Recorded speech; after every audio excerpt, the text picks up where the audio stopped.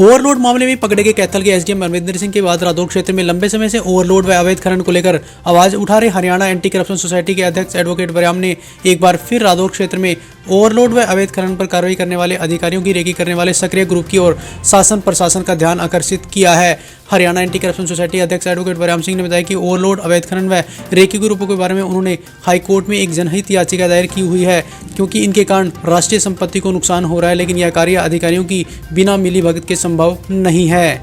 हमारा जो एरिया है रादौर, यमुनानगर और जठलाना एरिया है, यहाँ दिन रात ओवरलोड चल रहे हैं। राष्ट्र संपत्ति सड़कों को दिन रात क्षति पहुंचा रहे हैं। मैंने इस विषय में 2019 में एक शिकायत माननीय मुख्यमंत्री हरियाणा सरकार को दी थी कि इस ओवरलोड और अवैध खनन के भ्रष्टाचार के प्रकरण की अगर सीबीआई जांच कराई जाए तो एक एसडीएम नहीं, हरियाणा प्रदेश के अंदर जहां जहां खनन हो रही है वहां से कई बड़े चेहरे और कई बड़े अधिकारी उसमें इन्वॉल्व मिलेंगे। देखिएगा, निम्न स्तर के अधिकारी जानबूझ करके हरियाणा सरकार की छवि को धूमिल कर रहे हैं, और ये जो सरकार की तो छवि को धूमिल कर ही रहे हैं, वहीं ये राष्ट्र संपत्ति सड़कों को और राष्ट्र खनिज का नुकसान कर रहे हैं और हमारे क्षेत्र को खतरे में झोंक रहे हैं। दिन रात धड़ल्ले से ओवरलोड चलते हैं।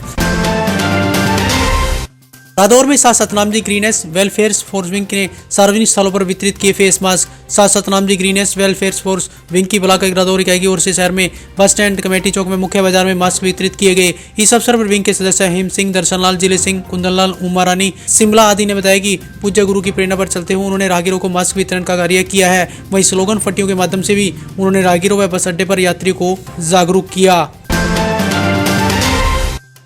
रादौर ब्रह्म कुमारी केंद्र में आजादी के अमृत महोत्सव में स्वर्णिम भारत कार्यक्रम का देखा गया ऑनलाइन प्रसारण।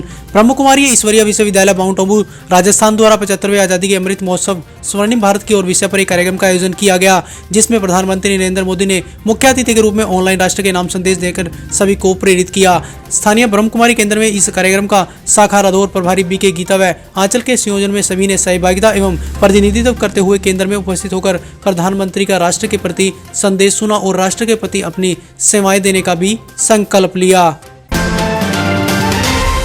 रादौर में भारत विकास परिषद ने फेस मास्क को लेकर शुरू किया स्टिकर लगाने का अभियान शुरू। वीरवार को भारत विकास परिषद शाखा रादौर ने दुकानों के बाहर बिना फेस मास्क के प्रवेश पर प्रतिबंध को लेकर जागरूक करने के लिए स्टिकर लगाने का निर्णय लिया। इसी कड़ी के तहत आज रादौर शहर में कोरोना मुक्त भारत अभियान के तहत स्टिकर लगाने के कार्यक्रम का शुभारंभ किया गया। कार्यक्रम का शुभारंभ रादौर नगर पालिका के सचिव राकेश वालिया ने किया। इस अवसर पर शाखा अध्यक्ष सुमित गोयल ने कहा कि शाखा का लक्ष्य बाजार की प्रत्येक दुकान के बाहर इन स्टिकरों को लगाना है।